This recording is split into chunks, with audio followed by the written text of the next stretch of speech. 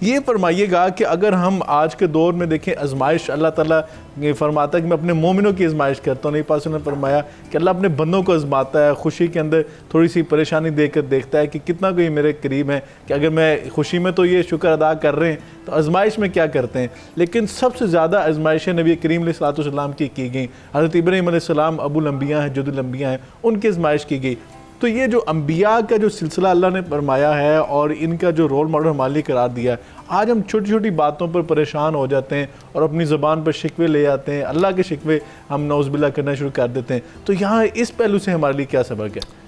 اس میں اسامہ صاحب سب سے بنیادی بات تو یہ ہے کہ اگر اسوہ حسنہ کی اگر ہم بات کریں تو حضرت سیدنا ابراہیم علیہ السلام اور رسول کائنات صلی اللہ علیہ وسلم کے ایک سملیرٹیز جو ہے نا وہ دیگر انبیاء سے ویسے تو بہت سی ہیں، لیکن جو مین اس کے اندر ایک چیز ہے وہ یہ ہے کہ دونوں نے بت قدوں کو توڑا اور وحدانیت الہیہ کا پیغام لے کے ادھر آپ حضرت ابراہیم علیہ السلام کا دور اقدس دیکھیں، حضرت سید الانبیاء صلی اللہ علیہ وسلم کا دور اقدس دیکھیں کہ یہاں بھی کعبے کے اندر بت تھے اور میرے نبی علیہ السلام اسی طرز پہ، اسی لیے اسوہ حسنہ ابراہیمی جو ہے وہ اسوہ حسنہ رسول کائنات بنا، اور رسول کائنات کے اسوہ حسنہ جو ہے وہ پوری امت کے لیے، تو وہ بت قدے اور توحید باری تعالیٰ کا پیغام تھا۔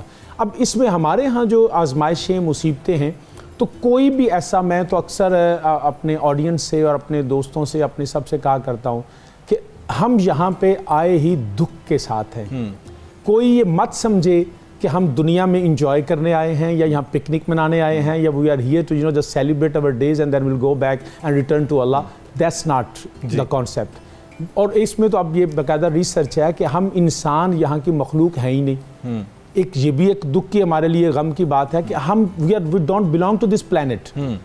دنیا کی ہر، اس پہ اگر میں ایک دو پوائنٹ ارز کر دوں گا کہ دنیا کی ہر مخلوق جہاں رہتی ہے وہ اپنے اصل حالت میں رہتی ہے، تکلف کے ساتھ نہیں رہتی۔ جو قطب شمالی میں وہ ریچ ہے نا، وہ -سیلسیس میں 40 سیلسیس میں بھی رہتا ہے نا، تو اس کو کبھی سردی نہیں لگی۔ موسم بدلے تو وہ اپنے حال میں رہتا ہے۔ جو پانیوں کے اندر ہیں، جو فضاؤں کے اندر ہے، گرمی سردی بہار خزاں میں، ان کے لباس نہیں بدلتے، ان کا رہنا وہ اسی گھونسلوں میں رہتے ہیں، انہی غاروں میں رہتے ہیں۔ اگر وہ کھاتے ہیں، جو گوشت کھاتا ہے وہ کچا ہی کھاتا ہے، جو سبزی کھاتا ہے وہ کچا ہی کھاتا ہے۔ اسی طرح ان کو کوئی دائمی مرض نہیں ہے کہ یہ جناب اس کے دادے کو یہ مرض تھا اور ہنی نو اگو پترا نو مرض لگ گیا ہے۔ وہ وباؤں کے ساتھ جانور اور پرندے مرتے ہیں، ان کے ساتھ دائمی مرض نہیں ہے۔ ہمارا انسان کا یہ ہے کہ ہم موسم بدلے تو ہماری حالت بدلتی ہے، ہمیں دائمی مرض بھی ہیں، ہماری خوراک جو ہم یہاں کی اصل خوراک کھا نہیں پاتے، ہم اس کو پکا کے ڈھال کے کھاتے ہیں۔ تو اٹ مینس کیا مطلب اس کا نکلتا ہے؟ مطلب یہ نکلتا ہے کہ ہم یہاں کے نہیں ہیں۔ تو کہاں سے آئے ہیں کہ ہمیں اللہ نے جنت میں بنایا، کہا تم جنت میں رہو، آدم علیہ السلام کو، سیدہ حوا کو، اور وہاں سے پھر ہم ایک حکمت کے تحت، جس کو قرآن نے کہا ہاذہ الشجرۃ فتکون من الظالمین، اس کے قریب نہیں جانا۔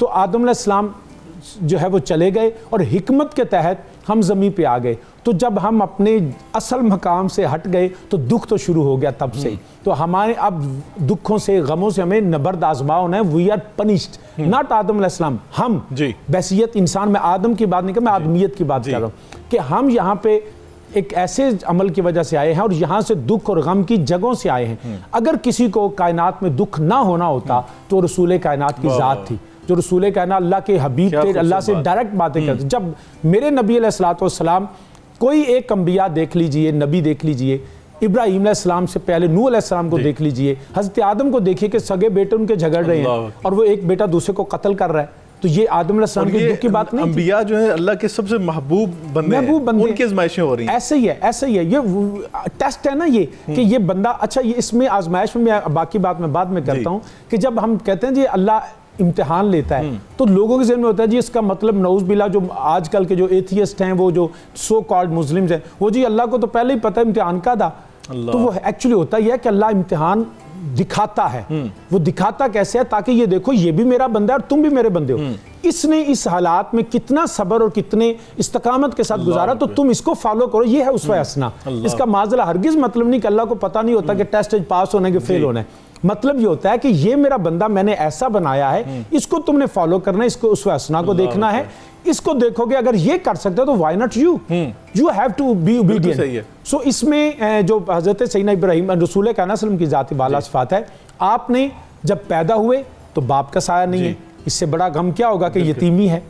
تھوڑے سے 6-7 سال عمر ہوئی، والدہ کریمہ چلی گئی، اس کے بعد پھر جو محبوب دادا تھے وہ چلے گئے، پھر حضرت ابو طالب جو چچا تھے وہ چلے گئے، اعلان نبوت فرمایا تو اس سے بڑا غم کیا ہوگا کہ 2 صاحبزادیوں کو طلاق ہو گئی اور وہ گھر میں یہ پریشانی، پھر اس کے بعد جو فالورز تھے ان پہ تشدد تھا، گھر میں پریشانی تھی، میرے نبی نے اس تشدد کو برداشت کیا. اور the most difficult thing is to leave your place, to migrate one place to another place. یہ سب سے مشکل کام ہے کہ اپنے گھر کو چھوڑ کے چلے جانا، اور نکالنے والا بھی آپ کا سگا رشتہ دار. اللہ اکبر. اور دیکھیں اگر سیرت پڑھیں تو یقیناً ارشاد یہ ایسا فیل ہوتا ہے کہ نبی پاک صلی اللہ علیہ وسلم بہت کم واقع ایسا کہ بہت دکھ کے ساتھ آپ کی آنکھوں میں آنسو آئے ہوں. تو یہ وہ موقع تھا جو مکہ کو چھوڑا تھا. تو سگا چچا، اب میرے نبی اللہ کی توحید کو بیان کرتے ہیں عکاظ کے میلے میں، تو سگا چچا پیچھے کھڑا ہو کے اشارے کرتا ہے کہ معاذ اللہ سمہ معاذ اللہ کہ اس کی عقل ٹھیک نہیں ہے، نقل کفر نباشت. میرے نبی بات کرتے ہیں خدا کی وحدانیت کی تو بت پرست وہی رشتہ دار میرے نبی پہ مٹی شادی جو آپ نے اپنی بات کی تھی نا کہ اس میں کیا خوبصورت حکمت ہے اور کیا سملیرٹیز ہیں کہ دونوں مطلب ابو الانبیاء جو ہیں ابراہیم علیہ السلام اور نبی کریم صلی اللہ علیہ وسلم امام الانبیاء، دونوں جو دعوت دی ہے توحید کی دعوت، اور ان کے ساتھ جو رویے تھے جو آگے سے قوم کا جی بالکل چیزیں انہوں نے کی. تو یقیناً ہمارے لیے اس میں آزمائشوں کے جو امتحانات ہوتے ہیں ان میں سے گزرنے کا طریقہ اور ہمیں یقیناً وہاں سے اسلوب ملتا ہے.